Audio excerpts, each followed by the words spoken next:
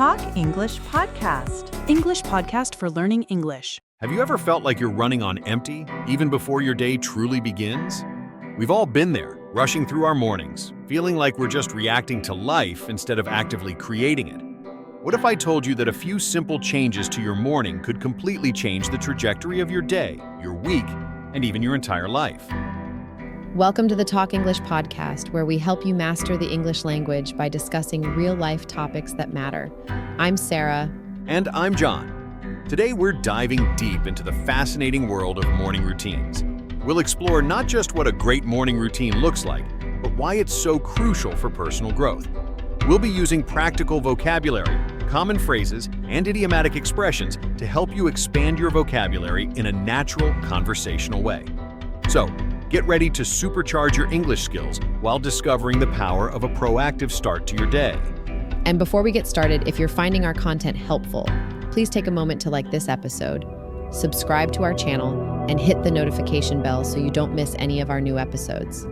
It really helps us grow and reach more learners just like you. So, Sarah, let's get right into it. The phrase morning routine can sound a bit generic, but it's really about intentionality, isn't it? It's not just about what you do, but why you do it. Many people see it as a rigid set of tasks they have to do, but it should be a fluid, personalized ritual that sets the tone for your day. Exactly, John. It's about being the architect of your day, not just a passenger. The first step for me is setting a clear intention. Instead of just waking up and immediately checking my phone, which, let's be honest, is a vicious cycle for many of us, I try to establish a moment of calm. For example, I might just sit in silence for a few minutes and simply breathe. It helps me center myself. It's about being present, not just physically, but mentally, before the day's demands come rushing in. That's a great point. The temptation to immediately jump into the digital world is a tough one to beat. But that brings us to our first key element, the digital detox. How can someone realistically implement this, even for a short period? This is a great phrase for our listeners to learn. A detox is a period during which a person refrains from using something, in this case, digital devices. It's all about creating a new habit. You don't have to quit cold turkey. You could start by placing your phone in another room or just turning on Do Not Disturb mode. I found that starting with a no phone for the first 30 minutes rule was a game changer. It gives you the space to engage in more meaningful activities, like reading or journaling, instead of getting sucked into the endless scroll of social media. This prevents a common pitfall, waking up to an inbox full of emails or a social media feed that immediately fills you with anxiety or comparison. That's a powerful micro habit. Speaking of habits, a lot of people feel like they need to reinvent the wheel to create a routine. They see these grand 2-hour routines online and get discouraged. But it can be much simpler. Take exercise, for instance. It doesn't have to be a full gym session. The phrase reinvent the wheel means to waste time creating something that has already been created or is a known concept. It's a great idiom for our listeners to add to their vocabulary. You're absolutely right. It could be as simple as 5 minutes of stretching or a quick walk around the block. The goal is to get your blood flowing and wake up your body. For me, a short, brisk walk in the morning works wonders. It gives me a natural energy boost and helps me clear my head. What about you, John? Do you have a go-to physical activity in the morning? I'm a big fan of a few simple stretches and some push-ups. It's a quick way to feel like I've accomplished something before the day even begins. Now, let's talk about a crucial habit that many people overlook: hydration and nutrition. Many of us grab a coffee and run out the door, but fueling your body properly is so important. When you grab a coffee and run out the door, it means you are in a rush and not taking time to eat or drink properly. This is a very common phrase. Couldn't agree more. I've made it a rule to drink a large glass of water first thing in the morning. It's a simple act that makes a huge difference. As for breakfast, it doesn't have to be an elaborate meal. A bowl of oatmeal or some fruit can give you the energy you need without being a chore to prepare. A chore is a routine task, especially a household one, that you find tedious or unpleasant. That's a great way to put it. Now, let's talk about mindful activities. This is a great area for our listeners to expand their vocabulary. For example, some people practice meditation, some journal, and others use positive affirmations. These are all tools for mental preparation. They help you get into the right headspace for the day. This phrase, getting into the right headspace, means to achieve the correct mental state or attitude for a particular activity. It's all about finding what resonates with you. For me, journaling is a powerful tool. It helps me organize my thoughts and release any stress I might be carrying. I'll often write down 3 things I'm grateful for. It's a simple practice, but it really helps shift my perspective for the day. This is a very useful phrase. To shift your perspective means to change the way you view something. That's fantastic. You know, these little habits add up to a big change over time. It's like the saying goes, little strokes fell great oaks. For anyone looking to truly transform their life with small, consistent habits, we highly recommend you check out our video on our YouTube channel titled, The 5 Micro Habits That Will Change Your Life. We'll put a link to it in the description. It's true. The key is consistency, not intensity. A lot of people bite off more than they can chew when they start a new routine. They try to do too much, get overwhelmed, and then just give up. The idiom to bite off more than you can chew means to take on a task that is too big or difficult for you to handle. It's better to start with 1 or 2 small things and then gradually build on them. That's a crucial point. For our listeners, what's one small habit you've tried to implement? Let us know in the comments below. We'd love to hear your experiences and maybe even try some of your ideas. And for those who are serious about their English, remember that you can find the full PDF transcript of this podcast in the description. It's not just a written version of what we're saying. It includes a full list of all the vocabulary words we've used, their definitions, and even a quiz to help you test your understanding. So if you hear a phrase like vicious cycle or reinvent the wheel, you can check the transcript to make sure you've got it right. That's a fantastic resource, Sarah. Now, let's move on to the next element of a healthy morning routine, learning and growth. This is a perfect opportunity for our listeners to practice their English. Even just 10 minutes of reading a book, listening to a podcast like this, or watching a short educational video can have a big impact. This is what we call self-improvement. I completely agree. It's a way to feed your mind.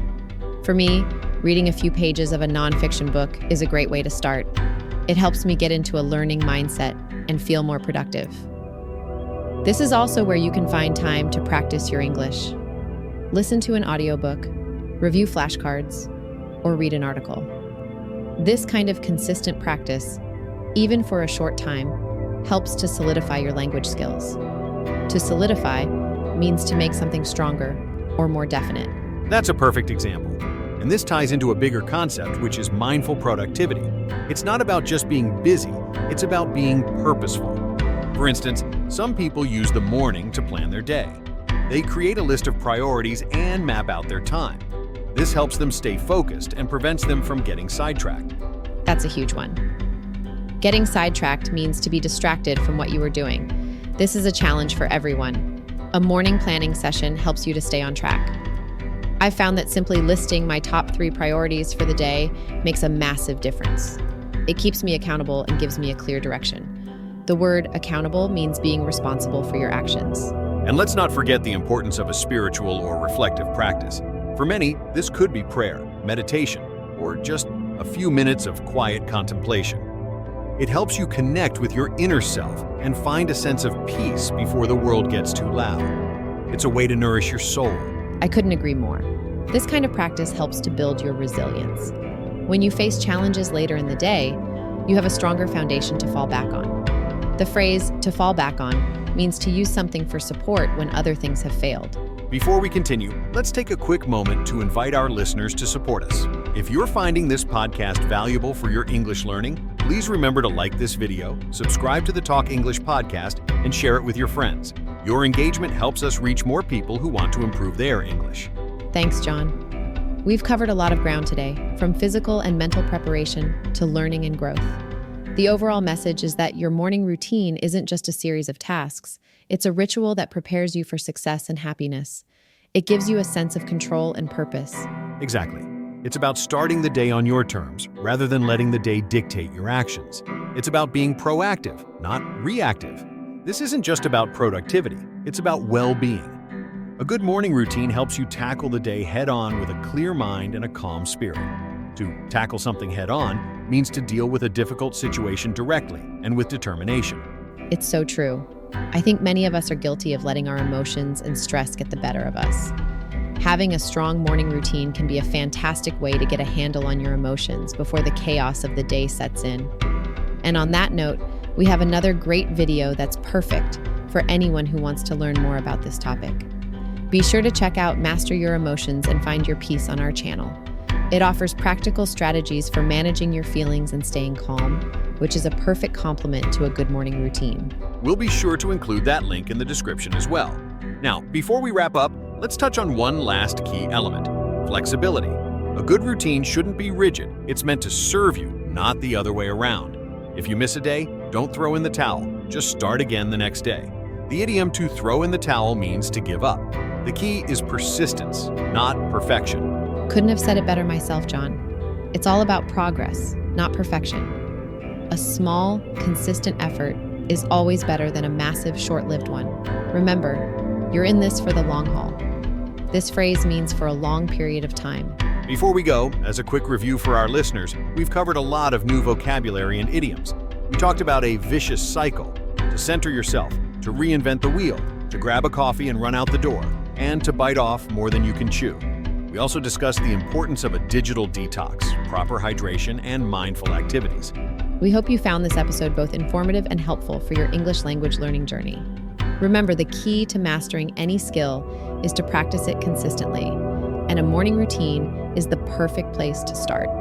For example, you could start your day by listening to this podcast. And remember, you can download the PDF transcript of this podcast with all the vocabulary, grammar, and a quiz to test your understanding. The link is in the description. We'd love to hear what your favorite part of this episode was. Let us know in the comments below. Your feedback is incredibly valuable to us. And that brings us to the end of another episode of the Talk English podcast. We hope we've given you some valuable insights into creating a morning routine that works for you. Thank you so much for joining us today. If you enjoyed this episode, please don't forget to like the video, subscribe to our channel, and share it with your friends who are also learning English. Your support means the world to us. We look forward to seeing you in the next episode. And remember, start your day with intention, and the rest will follow. Until next time, happy learning. Bye for now.